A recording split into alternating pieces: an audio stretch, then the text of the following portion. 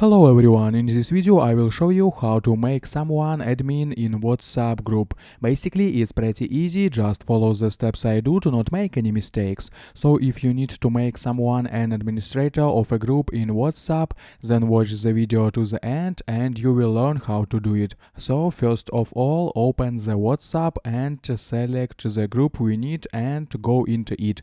Then click on the name from above. We have information about this group chat. Scroll down and see the list of participants. Click on the member you want to make an administrator and select make the group admin.